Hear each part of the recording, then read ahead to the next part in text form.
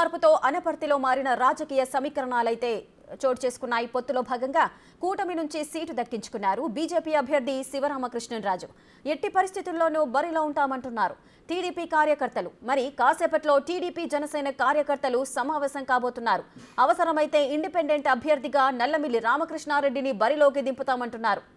రెటిక seat మార్పుతో అనపర్తిలో రాజకీయ సమీకరణాలైతే మారాయి. పొత్తులో భాగంగా కూటమి నుంచి సీటు దక్కించుకున్నారు బీజేపీ అభ్యర్థి శివరామకృష్ణరాజు. ఇదే అంశానికి సంబంధించిన పూర్తి డీటెయిల్స్ మా ప్రతినిధి రాజేష్ అందిస్తారు. రాజేష్, గతంలోకి చూసుకుంటే ఆ బీజేపీ అభ్యర్థికి ఇండిపెండెంట్ గా పోటీస్తే ఎంపీటీసీగా పోటీస్తే కేవలం 6 ఓట్లు మాత్రమే వచ్చాయి. అటువంటి వ్యక్తికి టీడీపీ సీట్ ఇక్కడి నుంచి పొత్తు సాగు చెప్పి రామకృష్ణారెడ్డికి సీట్ ఇవ్వకపోవడం ఏదైతే ఉందో ఖచ్చితంగా మేమంతా వ్యతిరేకిస్తున్నామని చెప్తున్నారు. ఏది ఏమైనా తెలుగుదేశం పార్టీ అధిష్టానం నిర్ణయం తీసుకోవాలి. దానికి సంబంధించి ఇప్పటికైనా అధికార యంత్రాంగం మొత్తం మాట్లాడుకోవాలి.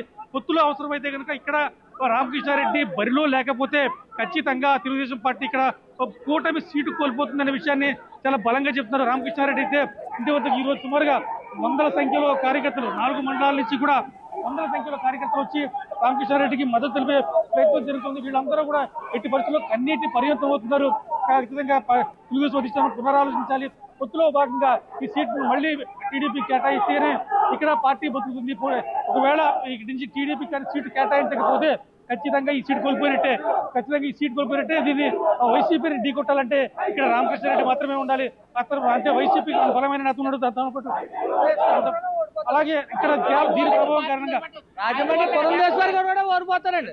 రామకృష్ణారెడ్డి గారు సీటు ఇవ్వకపోతే ఈ దెబ్బ పురంధేశ్వర్ గారు కూడా కొడుతుంది. అది పార్లమెంట్ స్థాయిలో ఉంటుంటారా? గ్యారంటీగా ఉంటుందండి. చూసుకుంటే రామకృష్ణారెడ్డి సీట్ ఇవ్వకపోతే కనుక రాజమండ్రి పార్లమెంటరీ స్థానం కూడా దెబ్బతినే అవకాశం చెప్తారు. చెప్పండి. ఈ రామకృష్ణారెడ్డి గారికి టికెట్ ఇవ్వడం వల్ల ఎంపీ గారికి కూడా తేడా వద్దండి. పార్లమెంట్ చాలా వీళ్ళు లేకపోతే ఇక్కడ మెయిన్ ఎన్నుముకలు లేనట్టే. మొత్తం 4 మండలాలకి ఎన్నుముకలు లేనట్టే అండి. రామకృష్ణారెడ్డి గారు లేకపోతాడు. రామకృష్ణారెడ్డి కనుక ఇక్కడి నుంచి పోటీ చేయకపోతే ఆ ప్రభావం రాజమహేంద్రవరం పార్లమెంట్ మీద కూడా పడుతుంది. 4 మండలాల్లో కూడా ఆయన వెన్నుముకగా ఉన్నారు. అలాగే 7 కాన్స్టిట్యూన్సీల్లో కూడా రామకృష్ణారెడ్డి ప్రభావం ఖచ్చితంగా ఉంటుంది. ఇప్పటికైనా తెలుగుదేశం ప్రభావం ఉంటుంది. ఇక్కడ రామకృష్ణారెడ్డి తప్ప ఎవడు వచ్చినా కూడా ఇక్కడ ఎవడే యాక్సెప్ట్ చేయడం. రాజమండ్రి పురంధేశ్వర్ గారు ఓడిపోతుంది. బీజేపీకి డిపాజిట్ కోల్పోతుంది.